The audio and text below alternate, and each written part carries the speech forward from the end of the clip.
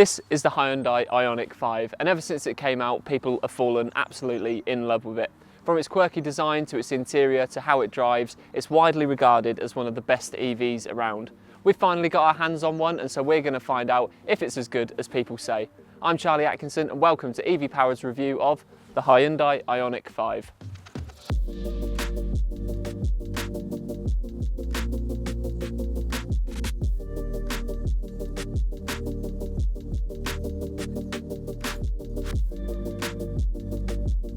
The first thing to talk about when it comes to this car is how it looks. It's been out for a little while now, but still, even on the way over here, you can still see people turning heads and noticing it because it is a really interesting looking car.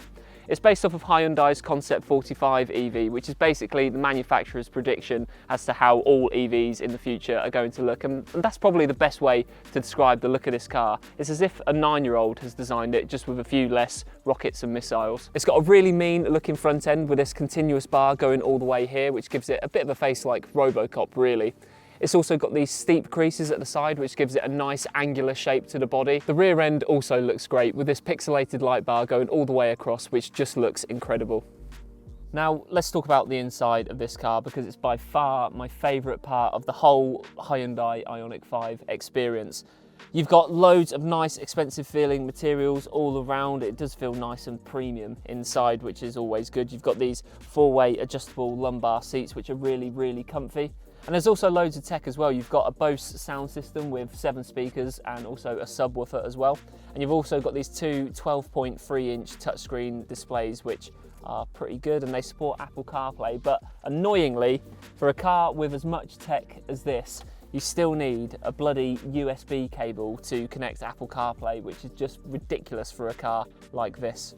The car's been designed from the ground up as well, so you've got no transmission tunnel down here, which means you've got loads of foot space, which is really nice. And as well, for someone who's slightly taller and awkwardly shaped like I am, you've also got really good options for armrests, both here on the center console and on the door as well, which makes it really comfortable for me to drive at least. And all in all, just being behind the wheel of this feels like you're in some sort of really premium airport lounge, but not that I'd know. But anyway, yeah, really nice.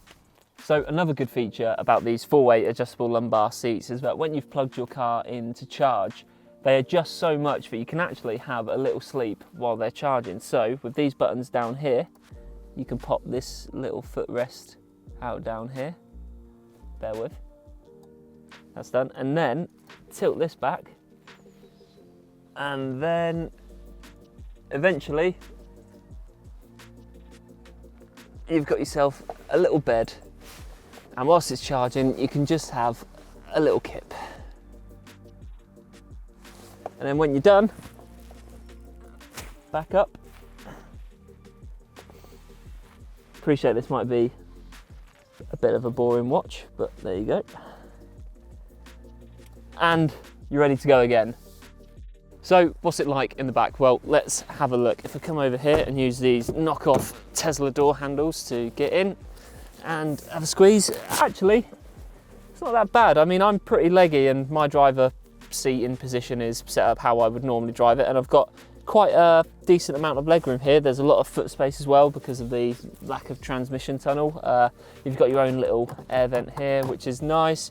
Loads of headroom, and you've also got 2 USB plug sockets here. So all in all, it's pretty decent in the back of this car. Now for the boot, you'll have a decent amount of space of 527 litres, and even though it is quite shallow, it's not really the end of the world. And usually for these reviews, to show you how big the boot is, people have suitcases that they put in or bags of shopping, but I don't have any of that to hand, and I'm pretty big, so I'm just going to get in to show you how spacious the boot is. Right, let's shut it, there we go.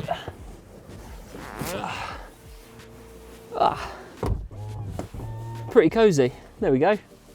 Now it's time to go over all the important bits like range, charging, price and speed, for example. So Entry versions of the Ioniq 5 start from £37,420 and they feature a 225 kilowatt hour battery which can do 0 to 60 in about 8.5 seconds with a range of up to 240 miles.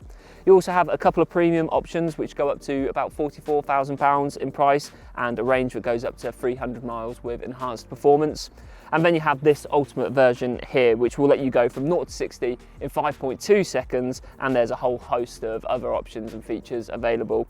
In terms of charging, the Ioniq 5 supports 150 kilowatt hour fast charging, so you can recoup about 250 miles in about 30 minutes. So now we've got all these facts and figures out of the way, it's time to get behind the wheel and see what the Ioniq 5 is like in the real world. So what is there to like about the Hyundai Ioniq 5? Well, first of all, even for a car that's on the face of it pretty big, it is still quite nippy. It can do 0 to 60 in 5.2 seconds, but even though it has got that poke and it has got that power that you want from an electric car, it doesn't need to be that quick, and to be honest, it doesn't feel lightning quick off the line. You're best off driving this just nice and casually because it is really nice and comfortable inside the car, so you don't want to go flying around. It's not designed for that, it's built for comfort and for practicality, and when you drive it like that and when you do just take it nice and slow, it is a really nice and relaxing drive. Now usually when I do these reviews I have driven the car for a couple of days just to get my bearings with it and to figure it out, but this is probably only the second time I've driven it, so I still am coming to terms with it and figuring things out. And I've just noticed that once you flick the indicator down on the driver's display here, you do get a little camera which shows you the curb and what's sort of coming up on your blind side, and I've never seen that in an electric car before, or any car to be honest, and I don't know how I feel about that. I've just done a corner just then and I noticed I was looking at that more than where I was actually going, which doesn't scream safety. So yeah, not too sure, but it's a nice feature, something I've never seen before, but yeah, I'm not too sure if I do like it. And that's another thing I've just noticed about this car, is that at any given point when you're driving, whether you're going a little bit too fast or a bit too close to the car in front of you, it will be beeping at you for something, and I personally hate that about cars, when they beep at you and tell you how to drive. And yeah, this does beep at you quite a lot, so that is quite annoying.